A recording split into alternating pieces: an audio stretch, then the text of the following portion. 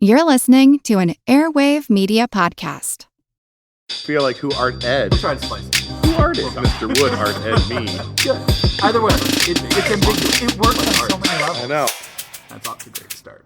Welcome to Who Arted, where we explore visual arts in an audio medium. I'm your host, Kyle Wood, and today we're going to be looking at Johannes Vermeer. Vermeer is best known today for painting The Girl with the Pearl Earring. Part of the allure of this painting is the pose. She seems a little caught off guard, looking over her shoulder at the viewer. Or maybe she's turning away from the viewer. The pose has a little bit of ambiguity, and the painting is rendered so beautifully. Many refer to The Girl with the Pearl Earring as the Mona Lisa of the North.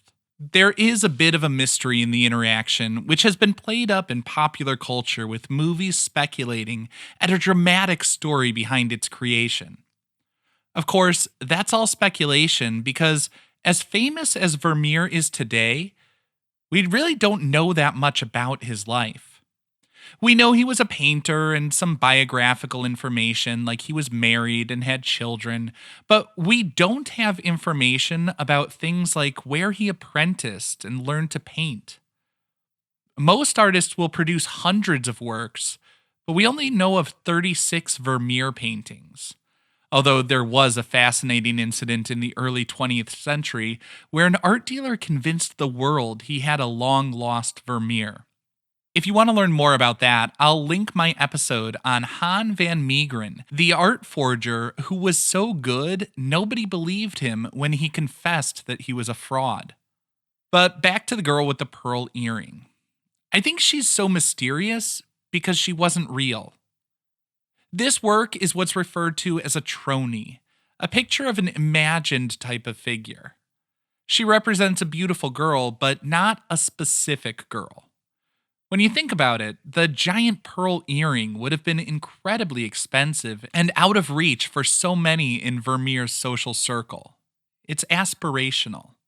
The background is darkened, a blank void leaving her in no specific time or place. She's a figure that really lives in the viewer's imagination. There's just enough specificity to feel authentic, while the image remains generic enough for the viewer to sort of make their own connections and put their own ideas onto her. Like all of Vermeer's works, it's not so much the lines that are defining the figure, it's the play of light that creates the illusion of form.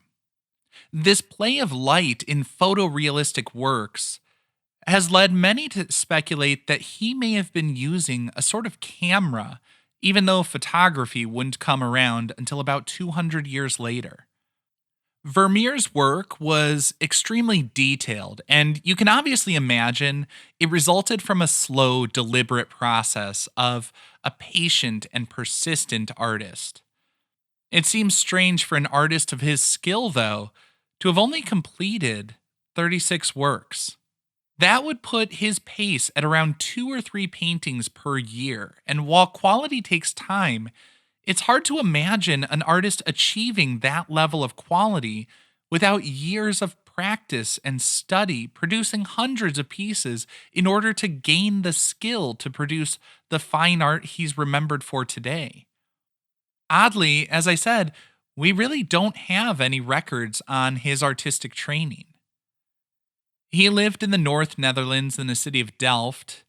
His name is conspicuously absent of records on artists until around 1653 when he appeared recorded to be a master painter with the Delft Guild of St. Luke. Often there would be records of artists studying under others, working in another artist's studio, apprenticing and rising in the ranks. Vermeer appears to have come on the scene starting at the top. While it's not unheard of for artworks and records to be lost to history, the absence of evidence about Vermeer's training has led to some interesting speculations about just how did he get to be so good. One of the most intriguing theories about how he got to be so good is that he may have been using something called a camera obscura to help in the creation.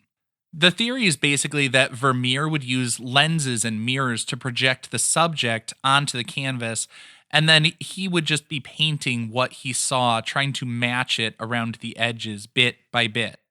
Another interesting bit of information here is that the Netherlands at that time, they were the leaders in optics and lens technology. Now, some say you can see some evidence of the use of the camera obscura in the hyper-focused detail of some pieces, including maps in the backgrounds of his paintings, along with blurring effects in other parts of the painting, similar to the blur that happens because of depth of field in a photograph. People also point to the fact that so many of Vermeer's paintings were created in the same corner of the same studio.